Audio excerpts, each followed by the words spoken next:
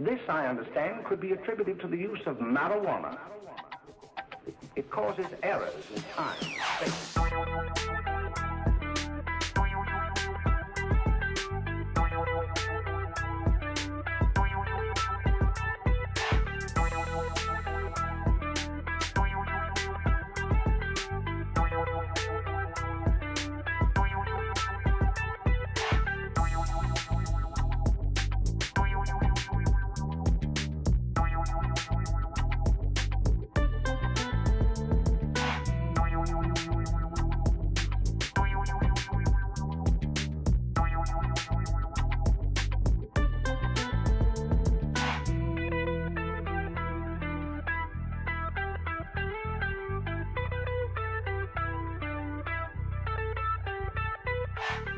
And a screen protector. And guess what? No, I don't even have a screen protector. Full body case, you're good. Thank you for joining us on Talking High Culture. We are live. It is another Wednesday. Don't forget to check us out on TalkingHighCulture.com, Talking High Culture, Patreon.com/Talking High Culture. Don't forget to like, comment, and subscribe on this live stream. If you're watching this video after it's already after the live has already gone up, please again don't forget to like, comment, and subscribe, and then share this with everyone you know.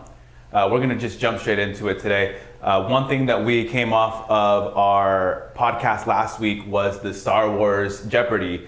We're gonna do that again, not tonight, but we are gonna do that again soon, and we're gonna do a better version, right? More focused on the original trilogy and with better questions. Because one thing that I felt was lacking in the Jeopardy was the questions about fight scenes. One of my favorite fight scenes is actually Obi-Wan and Vader in New Hope. It's just a very good, quick duel that they have between each other that establishes that one is clearly the teacher, one is clearly the student, but they have some animosity with one another. And I think it's a very good fight, you know, between the two. What about you guys? What are your guys' favorite fight scenes in Star Wars? I think that Old Republic fight scene in the trailer when he does the lightsaber throw to the fucking Balak.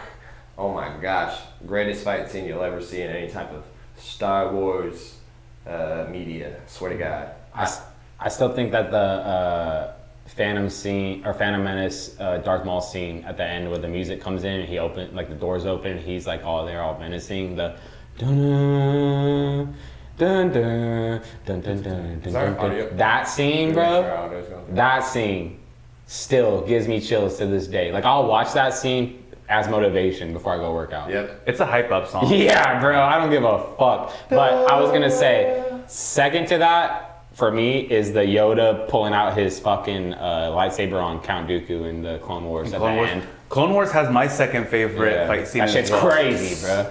My second favorite fight scene is also in Clone Wars. It's when, so it's actually when Anakin and Obi-Wan are fighting towards the end, but not quite when they get into the lava part on Mustafar. It's when they're in a hallway and they're dueling it out there. So in the beginning, when Anakin is dueling with Count Dooku, he does this maneuver where he does like a turnaround and slices off Dooku's arm.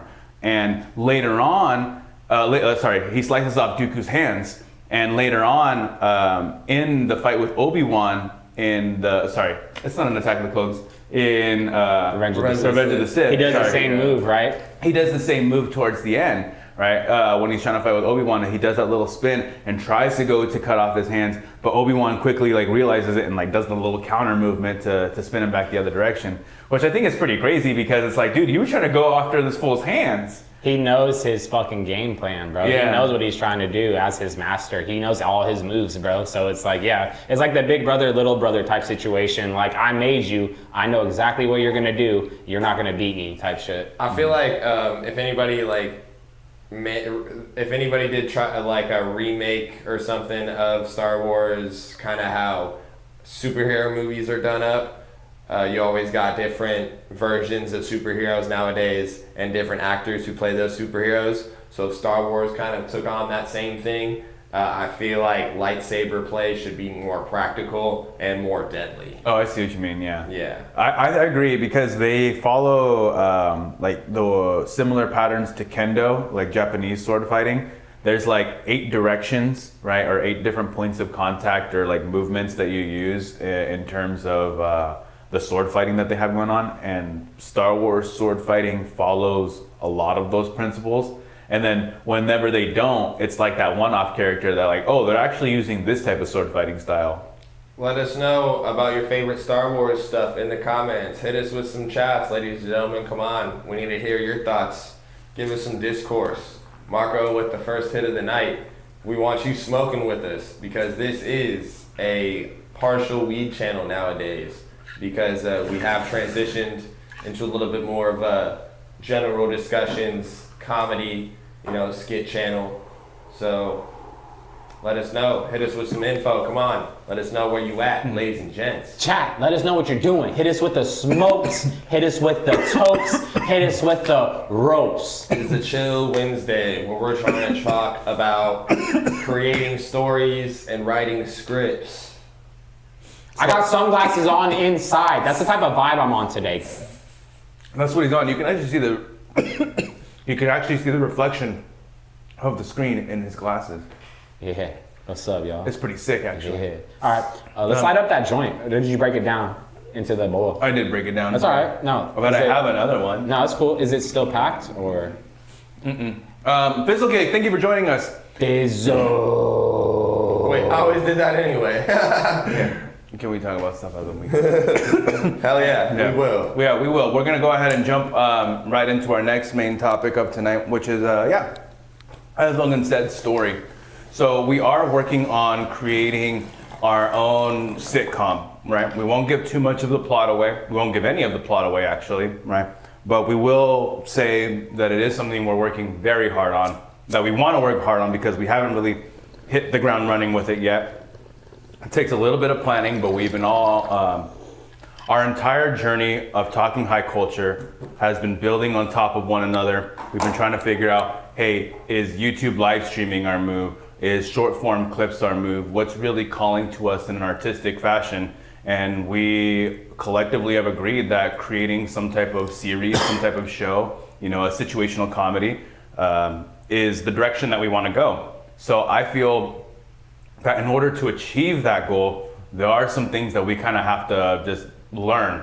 And one of those things is how to build a story, right? Because story will teach you one of two outcomes: structure into tragedy and structure into achievement or overcoming a goal, right? And if you can write tragedy, tragedy is juxtaposition to goal, and you can find another juxtaposition in between those two things, which is comedy. It's a mixture of both the overcoming of a goal or the overcoming of an obstacle, but at the same time, there's still tragedy involved, right? Something happened to the main character, but ultimately they got up, they dusted themselves off and said, begin at the beginning, continue to the middle, and when you get to the end, stop. Masterful words as how to tell a story. So let's go ahead and just jump straight into it. Boom. Oh yeah, look at those shirts, ladies and gentlemen. Oh, they can't see it. Oh, okay, my bad. I'm actually gonna take it off of this. We're gonna leave it on this. We love the peeps. Any peeps that join, we love you. We want you to hit the chat. We want you to smoke up with us. We want you to tell us what's going on with you. Let us know what's going on, chat. We love you. So this book, Story, by Robert McKee, is something that I've listened to. I have an audiobook of this. I've studied it a bit. What we're going to go over really quickly is a couple of key takeaways from the book, and then utilizing these principles and maybe even going further in depth is what we will do on our own in the writer's room. But we're trying to give ourselves just a quick little preface of what to expect when it comes to writing. Key takeaways to this story by Robert McKee. Story is a metaphor for life, driven by character desire. That's something that we could use, for proper discourse. Do you believe that that's something that's true? Yeah, A definitely. good story is a metaphor for life. Yeah, typically, exactly. Yeah, any type of good story usually has deeper metaphors that reaches into your Your subjective reality. Yeah. yeah. when it comes to story being a metaphor for life, we all want to be the hero. We all think we're the main character of our own world. Sometimes we're aware of that type of mentality and we say, hey, look, let's try to be, not make it seem like the whole world revolves around me. And then other times we have to acknowledge that, well, this is my life. Why shouldn't I be able to make the decisions and create the reality around myself?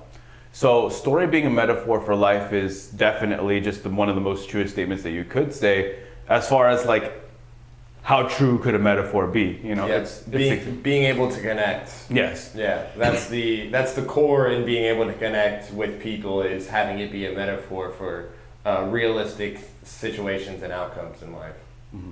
The second key takeaway would be that structure is the backbone of storytelling.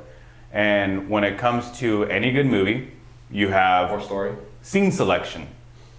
There's anywhere between 10 to 20 scenes, right? And it's this happens, then this happens, then this happens. There's a pattern, there's a structure. Things go up, things go down, things go sideways. I think that's pretty easy for us to kind of get together when we do sit down in the writer's room. Is like, hey, let's figure out the type of shape we're building this out to be. We don't want things to branch out too far away, because then it starts falling apart on one another, right? You want to keep it concise.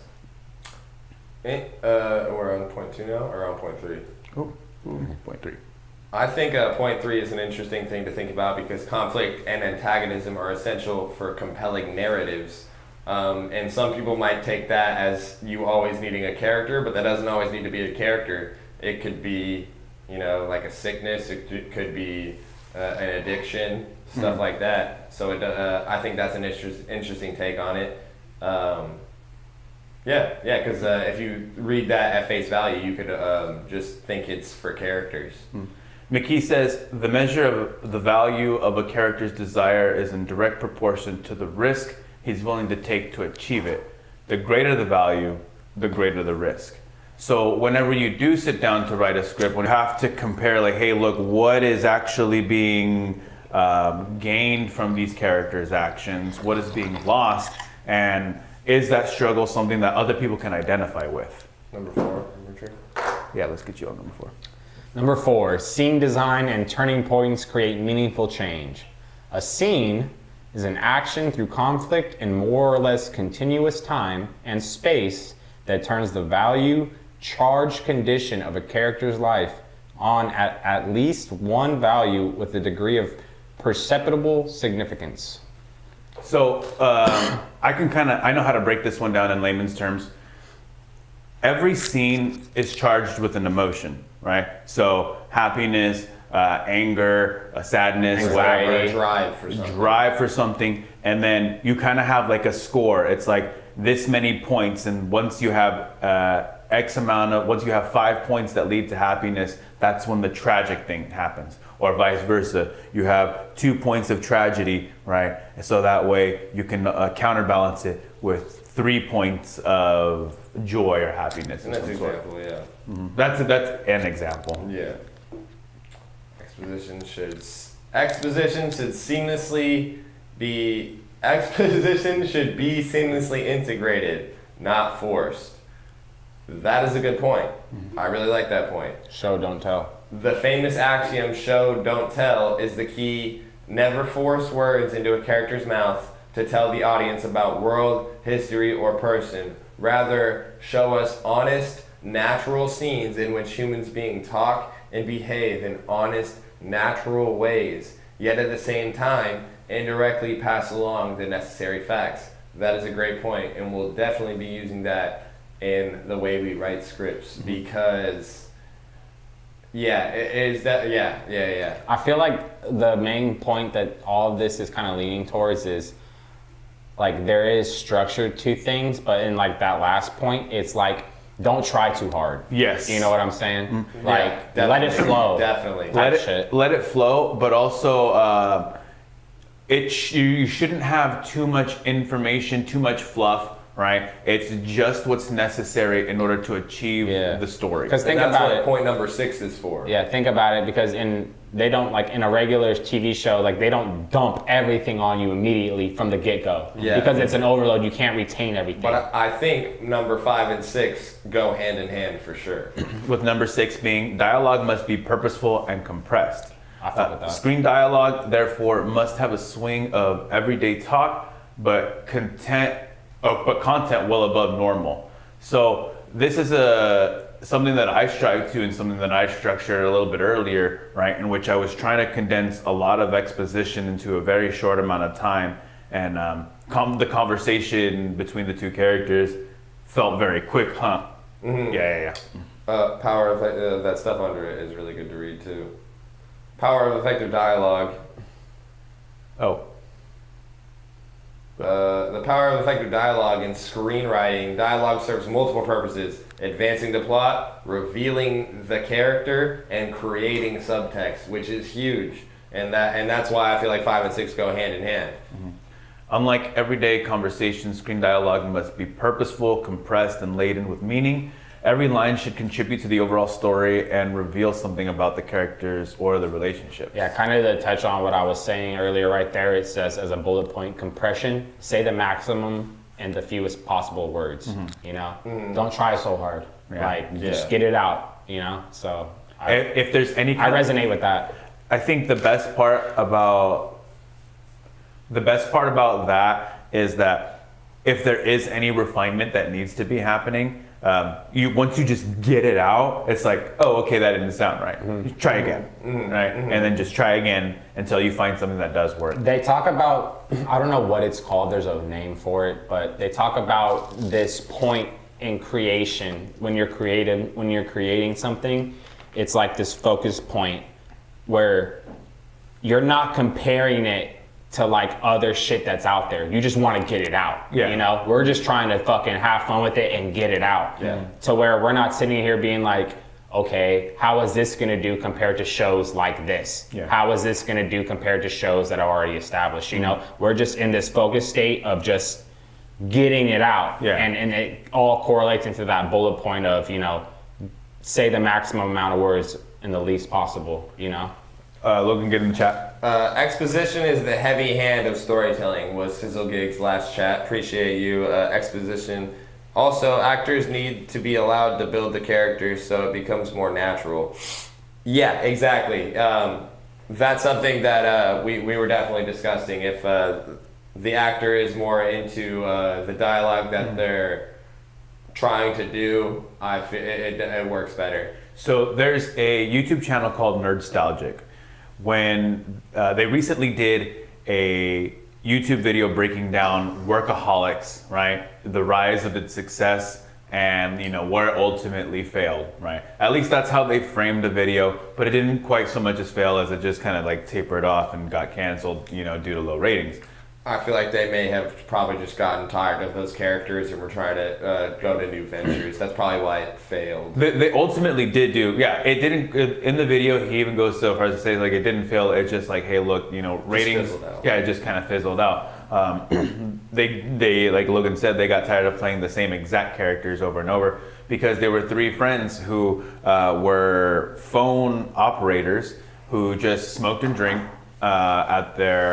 who they were friends, roommates, and co-workers, and all they did was smoke and drink, and their characters and stories revolved around antics, and you can only do that for so long, right? There has to be a particular story that keeps people hooked and engaged and overall development, and there was character development for them, right? But it just didn't take a route that left a continuous impact. Still a great show, and you know, it's still a great show, and there's nothing really to critique negatively in that aspect. Right? What do you think about Workaholics? So, what do you guys think about Workaholics? Let us know in the comics. What do you think about Workaholics? Let us know in the comments, right? Also, let us know in the comics, because in the comics of Talking High Culture comic series, which we will soon develop eventually, We got a lot of projects in the work. Anyways, let's get back to our main thing. I got lost in the sauce there, bro. Big capping. You capping. Okay, so what's my motivation? People get bored of following around losers to never progress. Seinfeld, Friends, Letterkenny, Workaholics, Psych, Scrubs. One could argue that over the course of the series, there was no growth in the characters. Yes, that's what I would say. Seinfeld is another inspiration for my overall writing, and I think that that's something that we should watch to see, like, because in the show they essentially they essentially tell you how to make a show out of nothing. I just wanted to touch on something earlier that you were saying. I feel like with certain situations, kind of like how Workaholics is, like with that, those type of characters and their whole like thing they got going on with the antics, their shtick, I guess. Sure. You can only do so much, Yeah. and then eventually ideas run out, and everything has to have an end. And you see that with shows that have gone on for seasons, like Friends. Yeah. Eventually, they run out of ideas because you can only do so much with like that character 100%. as a fucking like, you know. So And I think that's with really any episode, or really not episode, Any really show, any show really. at all. It's Breaking Bad. Any great show Just that's to, ever like, happened can't go on forever. throw this in there real quick. I think about it like this. Like I use Stranger Things as an example. Like, you know, I don't know if you guys know, but Stranger Things, like the storyline now is like crazy. And I'm just like, I wonder if the writers already have the story anticipated in their minds, it being that, before it blows up and they have to continue their original story. You see what I'm saying? Like they originally like had they an have ending. their original story and they're like, we don't know if this is gonna do good or not do good. Bro, I so see we're what gonna you're saying. create as we go, or we all have it all written out already as a whole thing. And if this first season works out, we'll keep the same story that we originally had going on. That's a good Either question. or, I respect, because if you can create the whole thing at once and like stay true to that, respect. If you can create on the fly and just run it off ideas and create something badass that keeps more seasons going, respect. You know what I'm saying? I think that every time they write per season, right? Yeah. Like they're like, let's tell this story because we don't know if we're gonna get another chance. That's where my mind's at about it. Okay, yeah. So that's how actual like production of TV works. He's right about that. It's like they can only do a season at a time because they don't even know. Pilot. Yeah. Maybe 2 seasons at most. If Yeah. like, hey, look, I had an idea of where this would end, but here's a good start to where this can all go. Yeah. You know, but I think maybe 2, a really solid writer for Stranger Things specifically. They do write pretty good, but I would be willing to bet maybe season 1 to season 2, they knew what they wanted to do as far as like direction for story, and then everything after that was like, all right, let's keep building.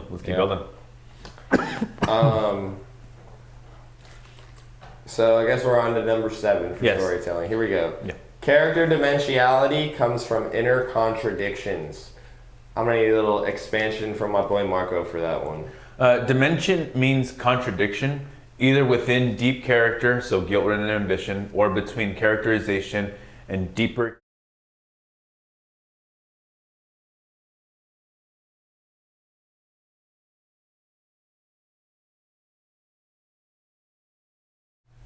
Bam. All right, cool, we're back. This guy. Hey, there's gotta be a technical issue every single cast, or Every else time. it wouldn't be live, right? Every time. Or else you wouldn't know it's live. Wouldn't be Marco. And it wouldn't be me, yeah. I can't be perfect. Creating complex characters. So ultimately, number 7 is saying truly compelling characters are multidimensional, possessing inner contradictions that make them feel real and human.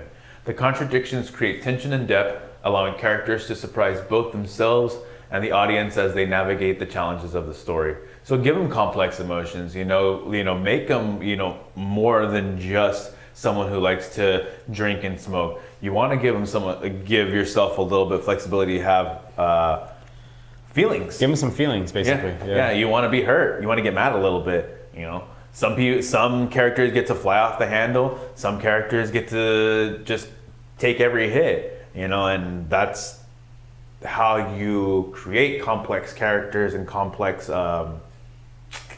dynamics is the word I'm looking for. Yeah, Fizzle Geeks just going off, talking about all the shows that never really had any character development, and kind of just gave one-offs and shit. Alrighty, number 8, adapt material thoughtfully, preserving the essence. The first principle of adaptation: the purer the novel, the purer the play, the worse the film. Some challenges of adaptation. Adapting material from one medium to another requires careful consideration and often significant reimagining. The key is to capture the essence of the original work while tailoring it to the strengths and limitations of the new medium. That's a good one. So in this is an example for us talking about Workaholics, right? What we would have to do, and Scrubs and all the other shows that are inspiration. This is the challenge of adaptation, is you have to say, hey, look, this is the vibe that we're going for, but our spin on it. And we have to have careful consideration as to whether or not our spin is actually like worth doing. I like that that wordplay. And Preserving the essence is a good And way to. I also feel like this has to go into the way we write stuff. Like, not always what you write as like how you're saying it is going to adapt to how you see it. Yeah. Yeah, that's what I think that means in a way. Yeah, that's another thing too. Yeah, because you have to. Because like he says, the purer the novel, the purer the play, the worse the film. So it's not always going to be as good, like perfect in every way, is what he's saying. It's also saying that if it's such a good novel, the play is never going to live up to it. Yeah. If it's such a good book, the play's never going to live up to the book. Like right there at the end of it, it says the key is to capture the essence of the original work. That's why in movies they only give you the highlights. They give you the main points in the books, like that are in the books that they're basing off. We of. have to think that we're only making a show or like a show. That's what we're making. Yeah, We're not making. I feel like this situation sitcom. doesn't necessarily like correlate to us. I mean, we're not turning a novel into a score or something like that. Like this is a pure creation. Like so, this is definitely something to keep in mind. You know, but The closest way we are to this is like we just have shows that are inspirations to us, right? But other than that, we're not really taking another show and doing that exact thing. Yeah. We have our own storyline. At most, we're saying, hey, look, these shows follow this pattern where character goes up, up, up, down, down, up, up, up, down, down, right? And we just follow that kind of pattern, right? But everything that we're trying to do is completely, as much as we can, do our own. And if they are references to other shows when we write them down in the writer's room, you know, it's an homage, and then there you go. It's an adaptation that has thoughtfully preserved the essence because we're putting our own spin on it. True. Yeah. So again, what we're essentially trying to write is a sitcom here, right? Always Sunny in Philadelphia and Scrubs. What's another sitcom that we can think of off the top of our head? Malcolm in the Middle, something that I like. Full House. Full House is a situational comedy. Fresh Prince of Bel-Air. Fresh Prince. Right. How to write a sitcom from Martin Lawrence. Yeah. Martin. Martin. That's what I meant. Martin. Marvin. His name's Martin Lawrence, and you call him Marvin. Yeah, I The did. show is called Martin. I'm so stupid for that one. You're right. It's like, oh yeah, what's that show? SpongeBob? Cosby Show. Cosby Show. Bill Cosby. With Bill Crosby. I'm Bill Cosby, you see. How to write a sitcom from creating a concept to finishing your script and making it funny. Like film, television comes in a variety of different genres, but the two core types are drama and comedy. Though this has been changing recently, most dramas, whether prestige or procedural, have historically been an hour long. Comedy has always been about a half hour, and throughout history of television, most important form of comedy on television has been situational comedy, the sitcom, right? So let's go ahead and just kind of give ourselves a breakdown of the terminology of what is sitcom. Let me read that shit. Come on. Oh, it just goes straight into that's why. Okay. Oh.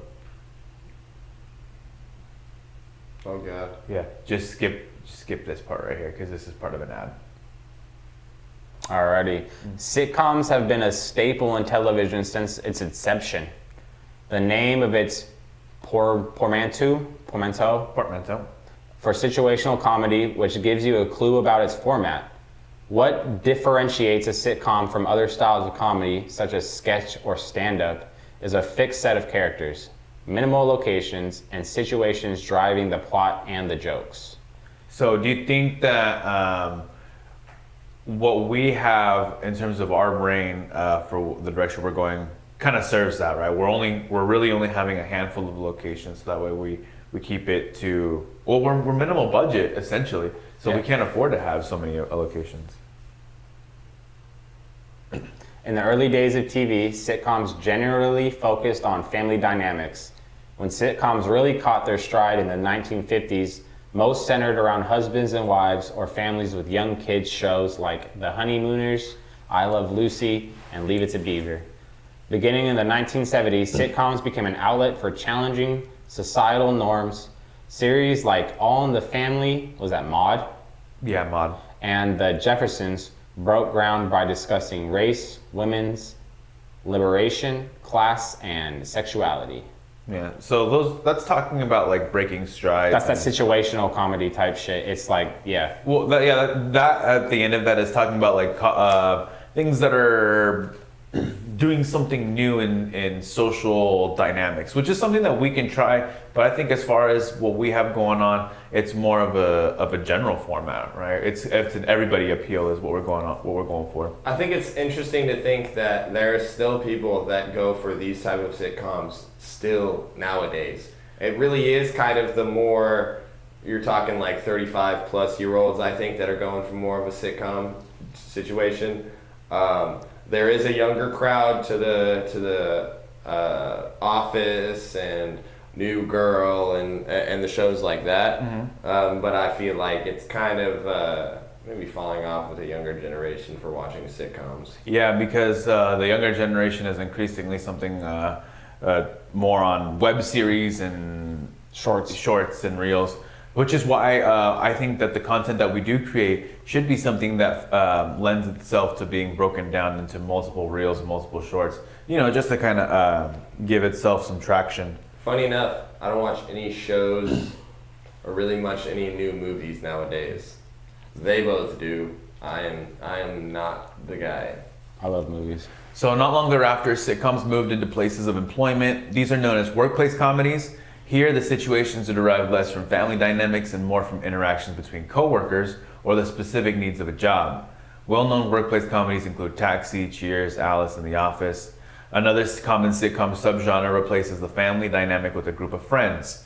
These stories are often focused on common life events for those in their 20s and 30s, like you were saying, dating, living with roommates, careers and struggles, and that kind of stuff is seen on shows like Seinfeld, Friends, Happy Endings, and New Girl. So with those shows, it does kind of hit a little bit more on I would say I'm probably the younger cusp of where those shows hit because I'm in the younger 30s, right? And then he's in the upper 20s, and then Rick himself in the 30s as well.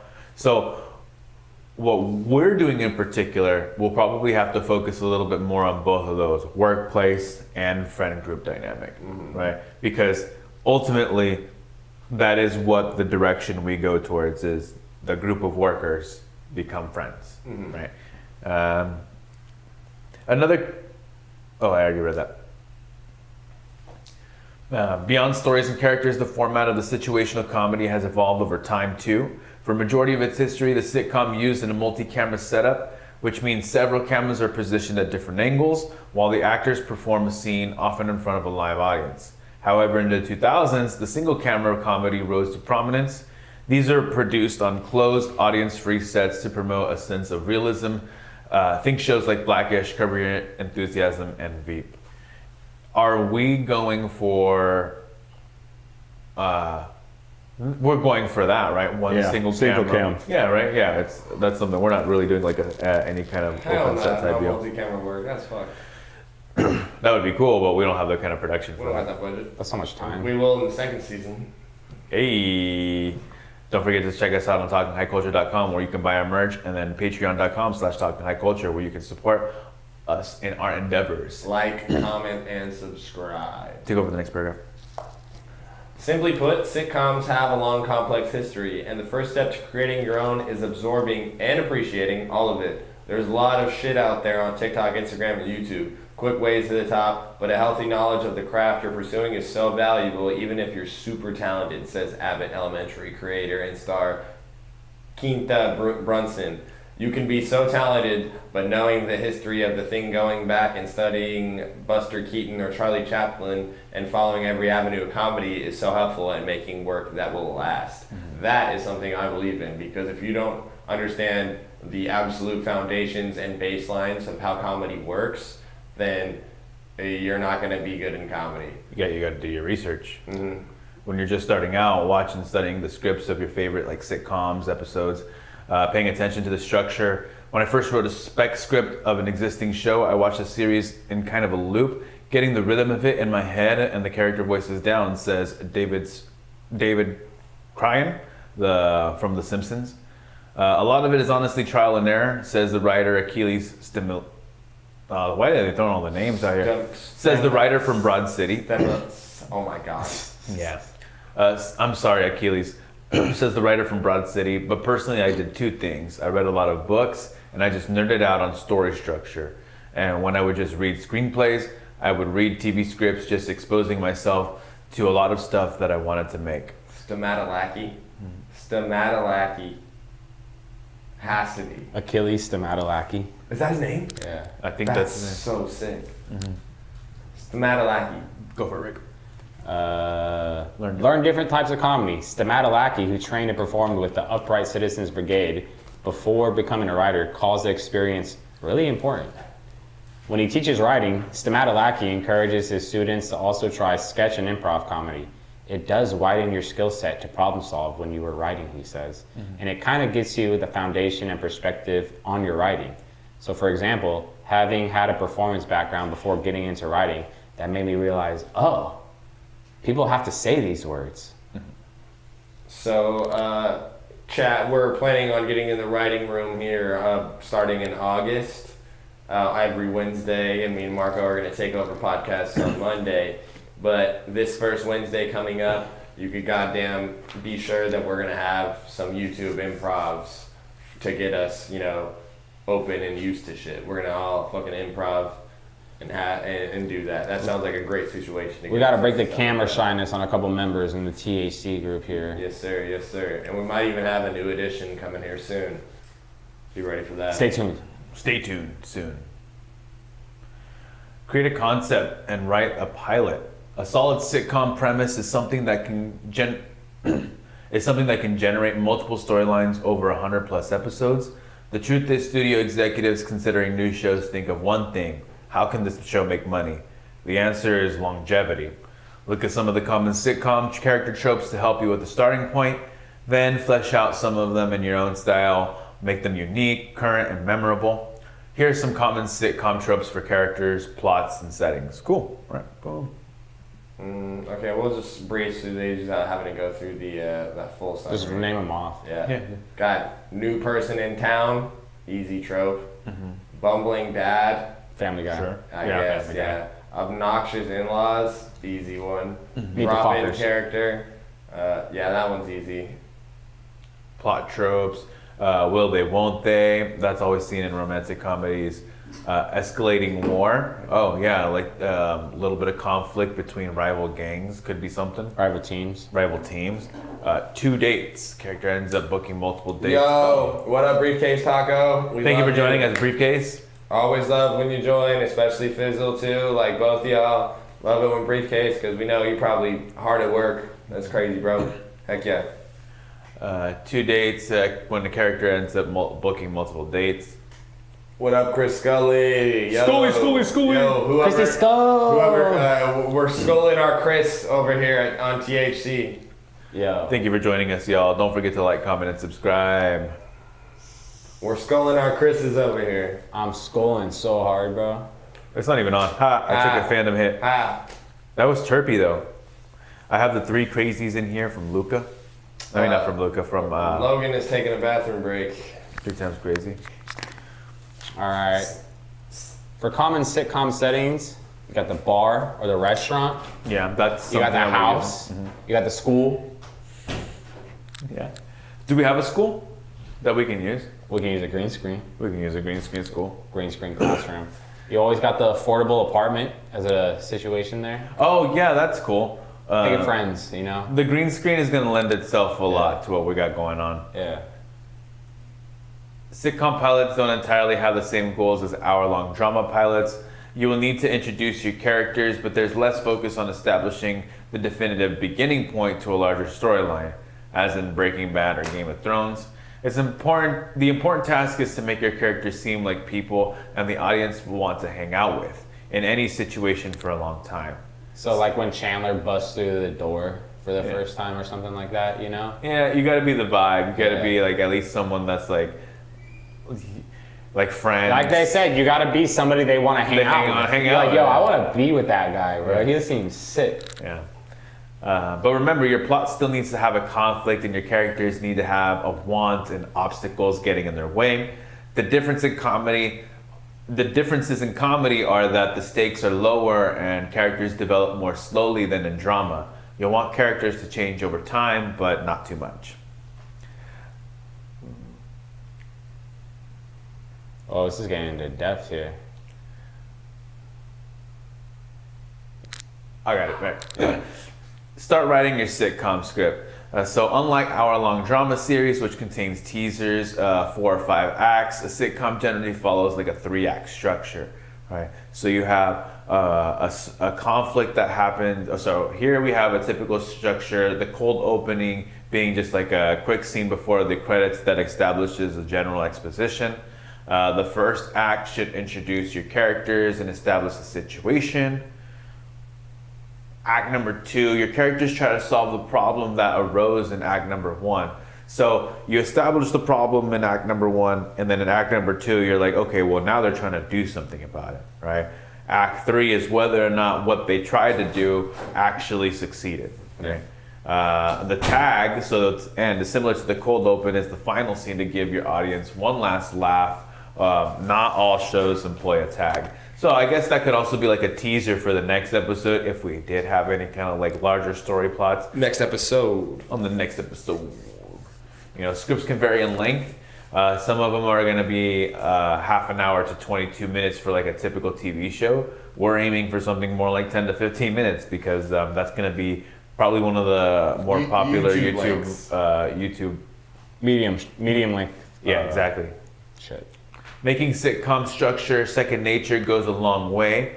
I need commercial breaks, Brunson says, because 22 minutes is different from 30 minutes, and people don't think that, but it is. Those extra 8 minutes can almost undo the good that 22 minutes does. Yes, I'm still working a Wild Seed briefcase. Hell yeah, he is. So is he. Yeah, same Z's.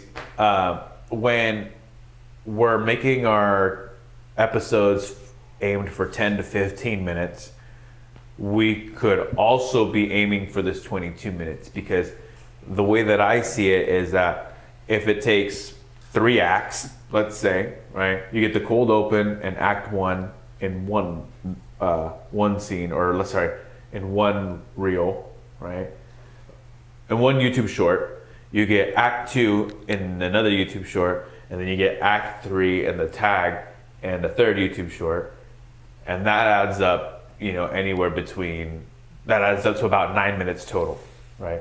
You do that twice to tell a story that would take about 22 minutes long to tell, and in that you have 6 different videos that's for sure broken down. 6 different videos with like 3 minutes of footage Yes, exactly. and like dialogue each type shit. Yeah. Get that bullet, Rick. Get that bullet. Where is it at? Oh, it'll fly around. So that way we can aim for that 3-minute mark, because that's where they're going to. Instagram and YouTube and all of them, they're going for that 3 minute as far as like their shorts limit. So I think if we aim for that maximum, hey, we get to make videos that are up to 3 minutes now, right? And use that as a basis for, okay, we got to condense this act into about 3 minutes. Use the limitation as a creative advantage. Right.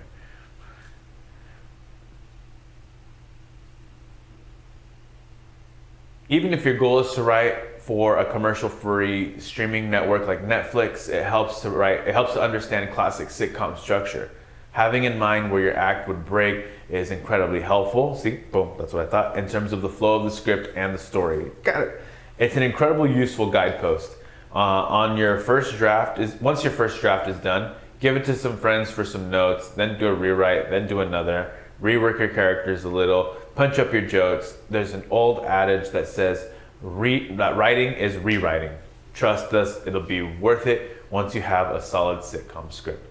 That's one reason why I went ahead and I was like, hey, look, let me try to write something at all, right? Because I know that like somebody's gonna help me refine it a little bit further. This guy right here, right? Sitcoms need jokes. After all, it's a comedy. The rule of thumb is 3 jokes per page. If one page is about a minute of your episode, that means you're aiming for 3 laughs a minute. Sheesh. Yeah. Alright, we'll have to think about that. That's like literally every line trying to get a laugh. Yeah. You know, or at least every... That means there has to be a lot of context. You can't just be dropping yeah, that's gonna be interesting. Okay, we'll have to follow that. There's got to be That'll ton be of content interesting to that. to put that on the dialogue. All right, yeah, we'll work with that. Where do those laughs come from? It always helps to resort to a list of tropes. Familiarity creates comfort for the audience, which makes the laughs come easier. Of course, you should study the art of writing a joke and comedic timing. In a great joke, there's always a surprise element involved, says, what's his name? Smadalaki. Thank you. You're setting up an expectation from the audience, and then you're finding some sort of twist or fun insight. What? But for sitcoms specifically, the answer is right in the name. The laughs have to come from the situations. I do approach it from a story structure perspective first, and then you trust the jokes and the funny characters will come through if the story is really, really solid, says Stadamalaki. Stadamalaki. Damn it, I'm sorry, Achilles. So yeah, so he was saying the visual is part of it too, essentially, right? The visual, if there is a visual element to the situation, yeah. Like for example, Which there was in our script. Yes, exactly. Right. If a character comes in carrying a particular item, there should be exposition regarding that item. You know, don't show an item unless you're going to talk about it. Or use it. That principle is called Chekhov's gun.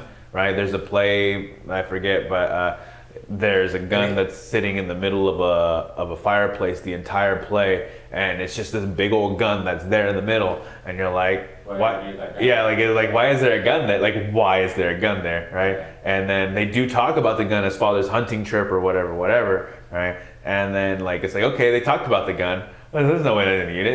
It's just a centerpiece, right? And then the conflict. There's no way that they're gonna it's gonna get to murder, right? There's no way it's gonna get to, and then it gets to the point where I think homegirl's pissed and she takes the gun off of the thing and pops it. There's something to touch on real quick. Growing up, our dad would always say, they don't show you shit in movies for no reason. Yeah. You know? 100%. They're showing you shit for a reason. And if you're aware enough to remember that and be okay, oh, the gun. The gun from the beginning scene. No wonder why they were fucking fixating on the gun the whole time. Shit like that. Yeah, my dad would watch those detective movies where it's you wonder what's gonna happen at the end. My dad always knew. He'd be like, he figured it out. This is what's gonna happen. She betrayed him. She's talking behind his back. I already got it. It's already fit. Right here. Yeah. I already know. I feel like I'm the same way with my son. And I always remember that when I watch new horror movies and they show you intro shit. Oh yeah. And I'm okay, they're showing me this shit because it's gonna correlate to the story on somehow. it, you know. So just that little fucking tip. Yeah, because when you're a kid, you're just seeing these things as they happen in a movie, and you're just whoa, whoa, whoa. I don't know why I'm just thinking of Men in Black, the first movie. No, Men in Black 2. He's trying to get Kay to remember that he's an agent. Right? That's the one that he was trying to remember he's an agent. Yeah, because the first one he's recruiting Will Smith. And the second one, Kay had something happen to him, so now he's working as mailman, and it's Agent. Who? That was What's Will Smith? Jay. Agent J. Okay, I was gonna say J, but I don't want to. Yeah. Agent J's. Why did I start talking about this? See, this is the life of a high guy. You are talking about it because No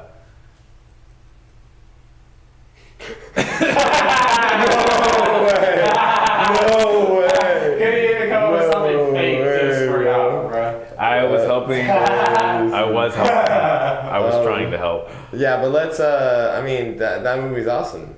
Yeah. Men in Black's one of Will Smith's greatest fucking works, bro. The third one too is pretty cool. The one where he time travels and he has to go. So the previous paragraph was talking about how the comedy comes from showing and the situation, right? So you were talking about Men in Black and that they're trying to show a particular comedy. What were they trying to show? Comedy. The fucking Just the co-worker, never in this situation ever in your life dynamic. Yes. You know? Yeah, it's the coworker dynamic as well as the. Never would you ever be in this situation type shit dynamic. So yeah, it's easy to have a coworker dynamic and then to have like those two different personalities going at it to be able to create those one-liners every fucking 30 seconds. Or Touching whatever. back on what we learned earlier, the newcomer is the term for the just dropping in out of nowhere. Like you've never had any kind of experience with that world, and now, boom, you're there. You're there. Writing a sitcom joke is different from just writing a joke, where you're coming up with the idea first.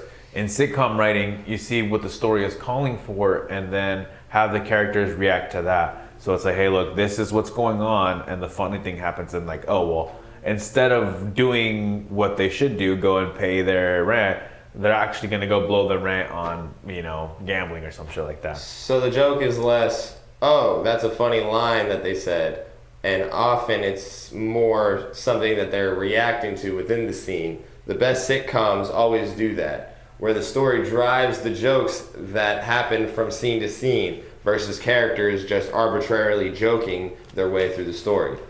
That's a good one. That's a funny line that they said, and often it's more something that they're reacting to within the scene. Okay, cool.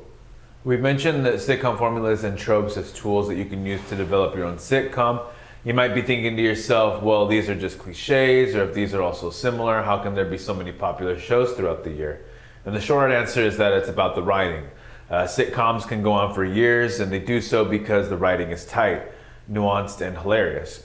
Just as important, the writers know how to tap into their cast's unique talents to make something memorable. Yeah, and that kind of correlates to that other paragraph of certain actors in certain situations reacting to shit would work, you know what I'm saying, better than others. So and that's like, I remember in no examples given, but I remember in certain shows, like they want this to happen to this guy because it would be the funniest shit, compared to it happening to any of It's like how they always kill Kenny. Yeah, exactly. Good example. Could be always how they kill Kenny, on Workaholics. All of them play different roles, and one of them is typically the butt of the joke. Same shit. Kill Kenny, all that. We should have a Kenny though. I think that we'll need a Kenny. You killed Kenny, you bastards. So, and it's not bad to have those tropes. It's just hard to make those tropes the character's shtick in a way. So you don't want those to be the shtick of the characters. You want those to be like episodic. You know what I mean? You don't want those to be the core of the character. So, Or maybe partly. Sorry, well, you can, but it's the way that they do it all the time is that if you think about it, not in South Park, right, but in any other story, the Kenny of the story is usually the main character, right? It's the thing that the worst possible thing could happens to. Like right? even Stevens type shit, where it's just like everything bad's happening to the main character. Yeah, the worst possible thing that could happen to the main character does happen to the main character. It's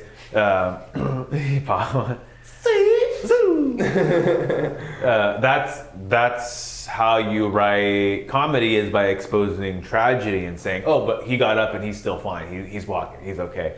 Right? This character just got hit by a fucking bus. Yeah. Oh my God. No, it's okay. He's walking around. He's fine. You know. It's like, it's Which funny. touches on the point of creating conflict. Yeah, the conflict, friction.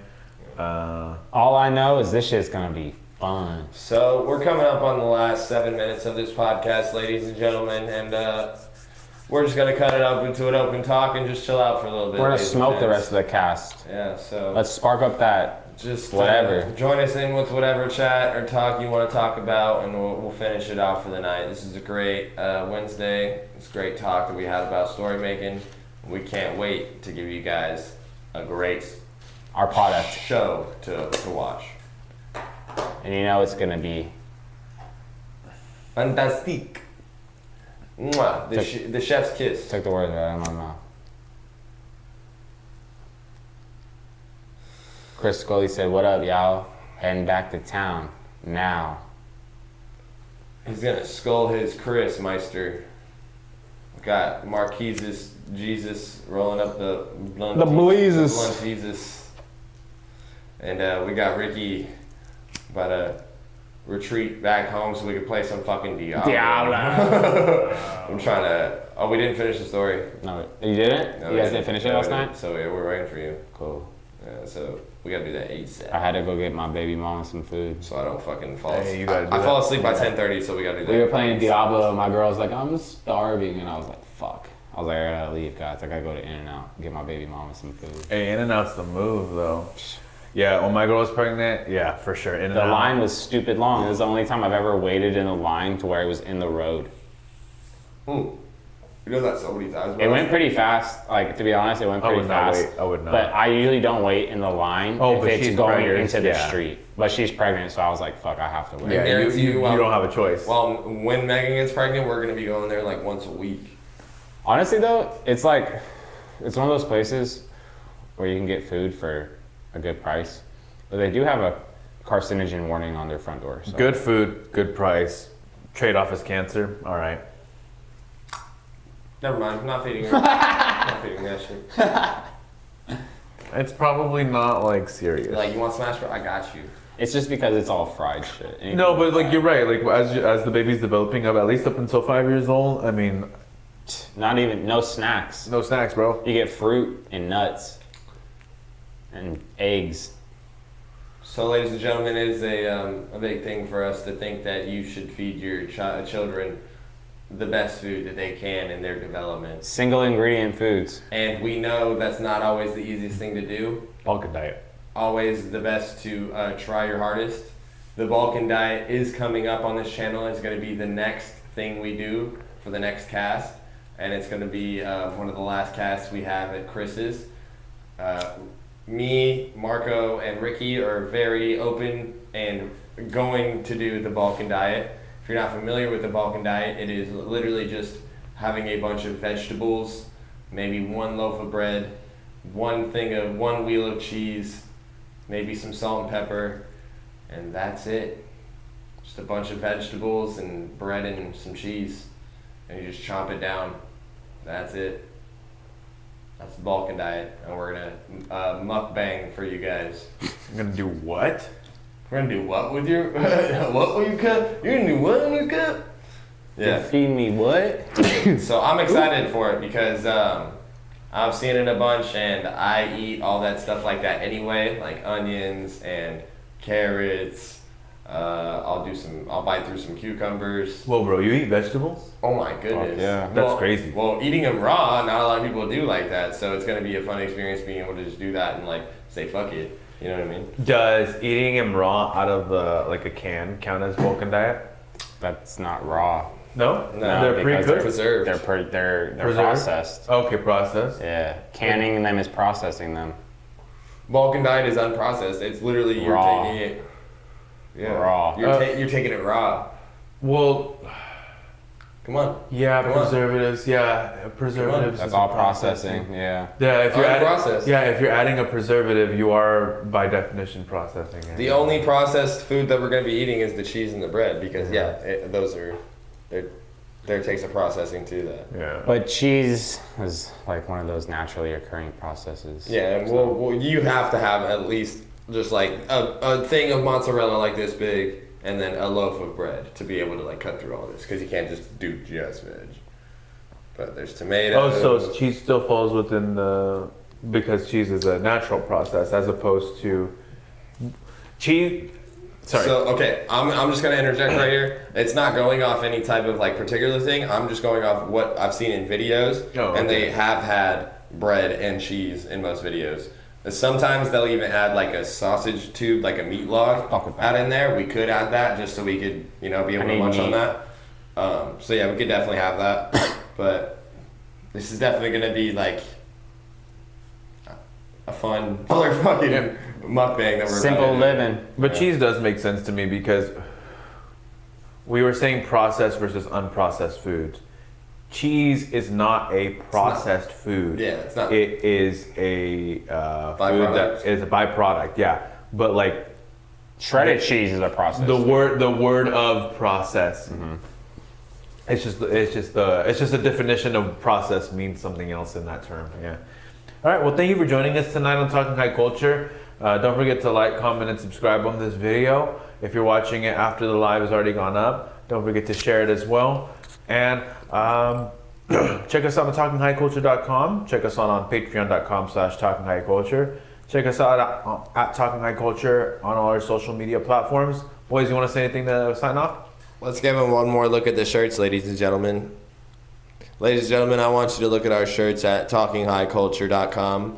Over on Shopify, we got some great stuff over there, ladies and gents. You guys should definitely take a look at the things we have to offer on our Shopify. Bam. I would say the item that stands out to me would be the Sailor Space Tee in the top right corner. Let's go to that We one. also got a nice graffiti tee that says Talking High Culture. The Sailor Space Tee is going to run you $25 USD, black. Look at that nice Sailor Moon inspired art on the front. We got different sizes from small to bigger than extra large. She's smoking So- a blunt too. If you fuck with Talking High Culture and you like anime and you smoke weed, which I'm assuming you do, go ahead and head over to Shopify and cop that Sailor Space Tee. Let's go to another t-shirt now that we're talking about it. Just one more. We got the Think Outside the Blunt t-shirt. It's one of our first shirt ideas that we ever thought of. I think you guys would really and should really like this. It's a great shirt. Think outside the box? No. Think outside the blunt. You're thinking a gift to get your grandma for her upcoming anniversary. Thinking flowers? You're thinking a card? No. You're thinking anything that's not the Think Outside the Blunt shirt, you're wrong. If you're thinking flowers, you're not thinking outside the blunt. Ladies and gentlemen, cop the Think Outside the Blunt shirt for your grandma for her anniversary. Please. Support Talking High Culture. We love you.